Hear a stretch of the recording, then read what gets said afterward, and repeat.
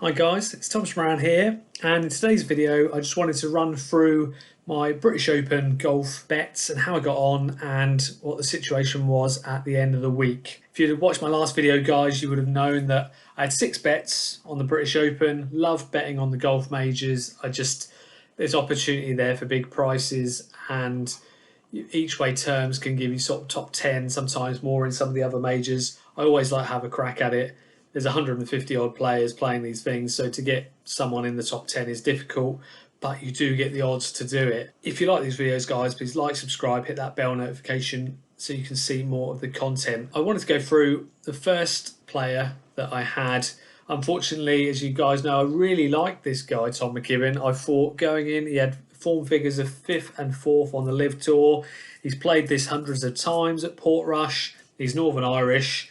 Shane Lowry won it before. I really thought 110 to 1 top 8 places was great. The only thing I will say is I had a bit of a touch, and I'm not quite sure how he went. Yeah, he was 2 over through 4 holes, and then he went birdie, par, eagle, and then he went par, birdie. So would he have been about, yeah, so it was 2 under going into there. And that was at the point where he was leading. It was the leaderboard, top of the leaderboard, Tom Mckibbin. I thought, here we go. Started badly, but then the eagle on 7 really helped, and he came into 45 to 1, and I was like, I'm just gonna get my money back for him, top 8, and I'm going to get my money back for him for the win on Betfair. So I laid him off at 45 to 1 and laid off the place price much less than I got. So I got my 15 quid back. And then pretty much since I did that, I sort of put the kiss of death on him. He just didn't really do anything. He shot 1 over par first round, which is not ideal round there because the conditions were pretty good.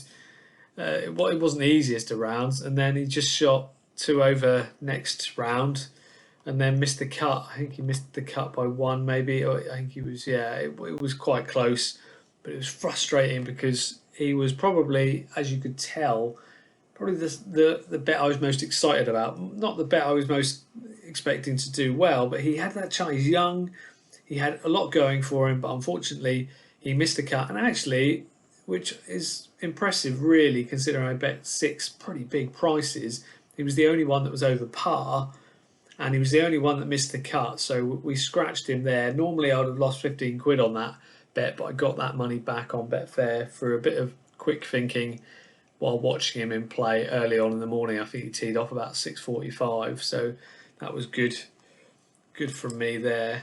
And then the second one we had, Thriston Lawrence. He was one of these that I just thought was massively overpriced. He was in play. He loves the majors. He hits the ball a long way. He'd been playing well. He had a chance here. And for me, I just thought he was probably 110 to 1 shot, 100 to 1 shot. I'm getting an extra sort of 40, 50 points. But it never really happened for him, really. He never got going. He shot 2 over first round.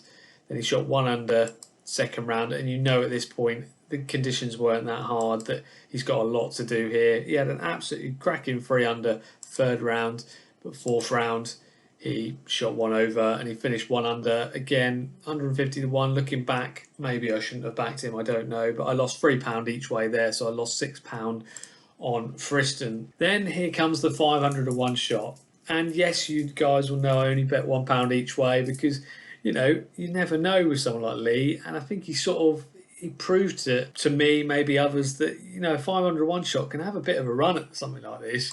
You know, he's 52, 53 years old, but it doesn't bother me in these kind of things. He came tied 6th, I think, last time he was here, 6 years ago. I just thought he's the kind of guy that can 2-putt long putts from anywhere on the green. He always used to when he was playing serious golf. He'd love those par 5s. He'd never hold any big putts, but he'd leave them about 2-3 feet away and just roll them in. Just the amount of birdies he would get.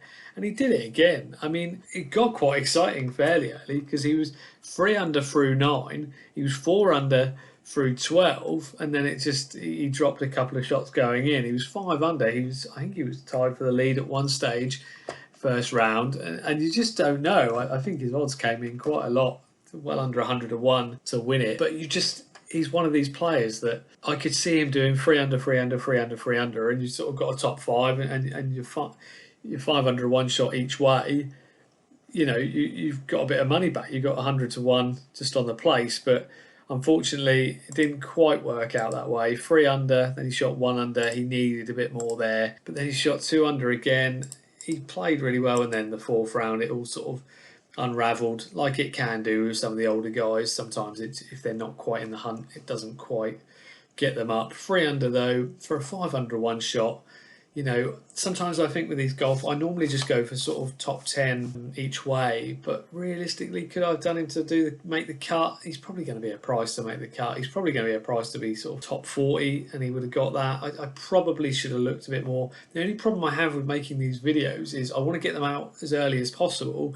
I tried to get this one out on the Monday, which I did, and record it and everything, but unfortunately come Tuesday, Wednesday, Thursday I've looked at it even more, and there's other bets I will do, and so I've got to try and find a way of making that better. I didn't do anything else with Westwood. Looking back, obviously I should have done, but I was right in my thinking that he had a good chance at 500 to 1, and just sadly couldn't. He had a chance last round. If he'd have shot a score, he'd have been in the top 10, but it wasn't to be, but gave us a good run for our money, a bit of excitement at a big price. So I lost £2 there. This guy, you know, again, 300 to 1 for a guy playing that well. It wasn't, again, a pick.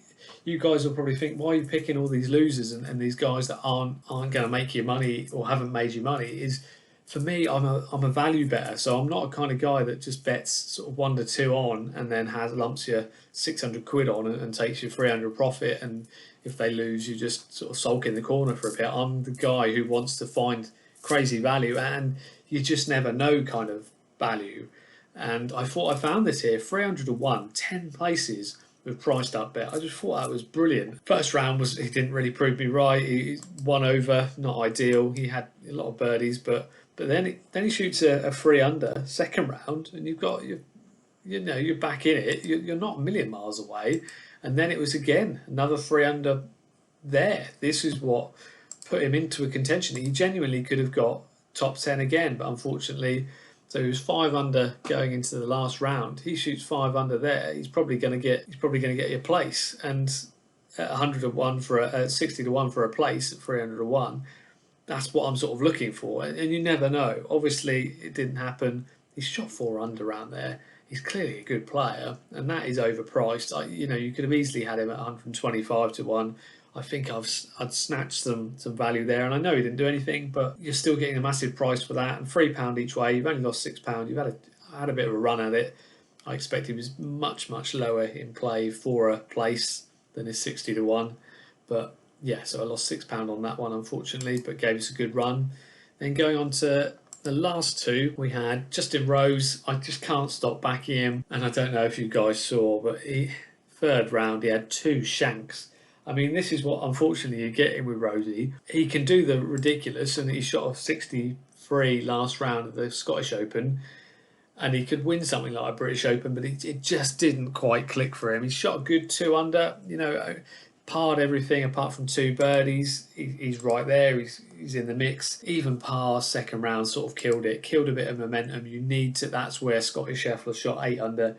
You needed to shoot sort of 3 or 4 to be in a position there. But then he shoots 3 under third round, gives us a little bit of a sniff at trying, and another good 2 under, and so he was tied 16th in the end. We needed the top 10 there, unfortunately, so he wasn't far off, and he had chances. He actually flew out the blocks. I got quite excited because he was 2 under through 3.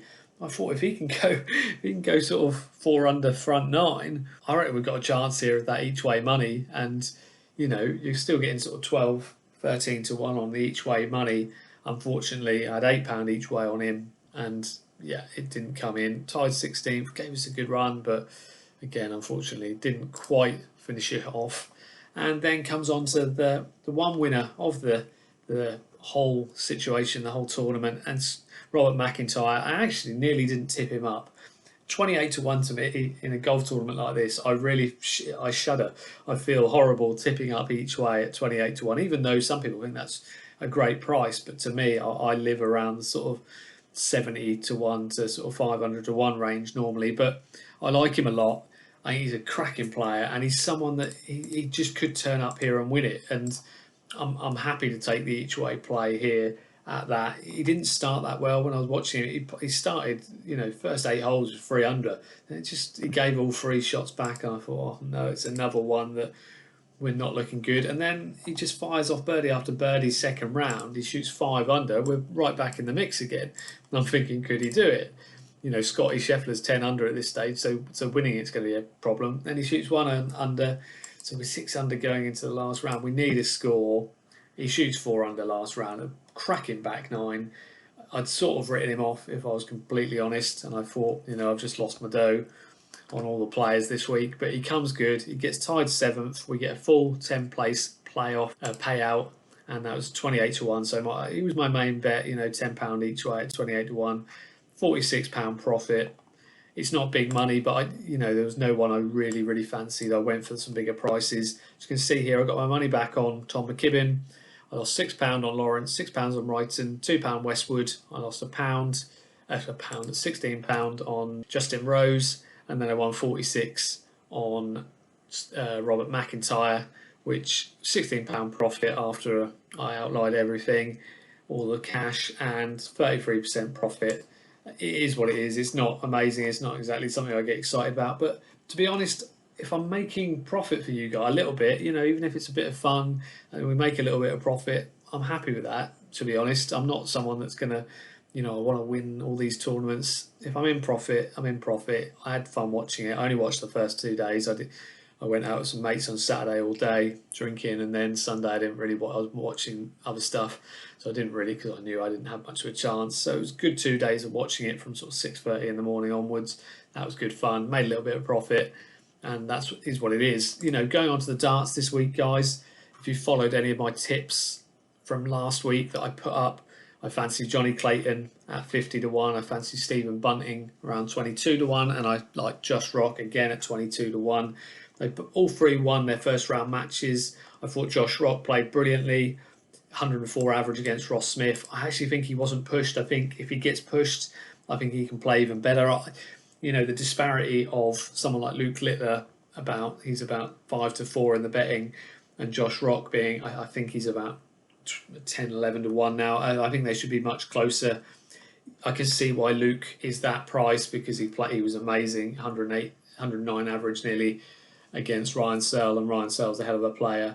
He has got an easier route through than someone like Josh Rock. But if I'm honest with Josh Rock, I feel Michael Van Gerwen, he was no good against Raymond. He might turn up and might play amazing and give Josh a beating. But if I'm honest, I think Josh has played brilliantly first round. I think if you push him, I think he wins that and can beat the winner of Dobie versus Price. Then we're against Littner or one of these guys. So we've got very good interest in the bottom run of the draw.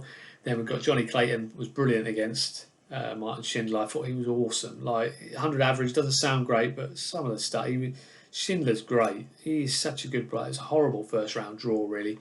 He played great. The Decker was good against Chisnell, nothing amazing. I think Johnny again should have the beating of him there, hopefully.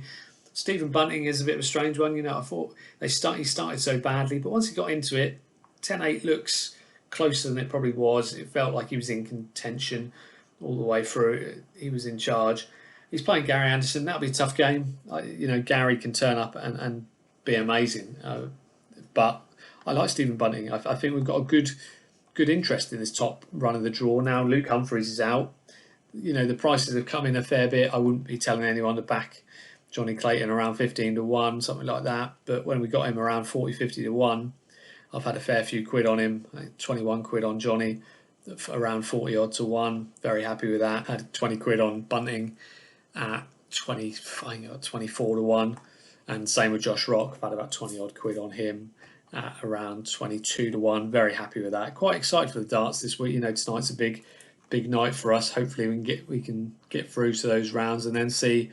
You know, I'd fancy this top half of the draw. If we can get these boys, Bunting and Clayton, you know, then we've got one of the boys up against one of these 4, and I'd fancy, you know, one of these 2 to be then in the final. So hopefully with the darts, we're gonna have a bit of a run of it, bottom end of the draw and top end of the draw. I haven't got any other videos planned. If there's any videos you want me to do or anything you wanted me to look at, please let me know, guys. Really appreciate it.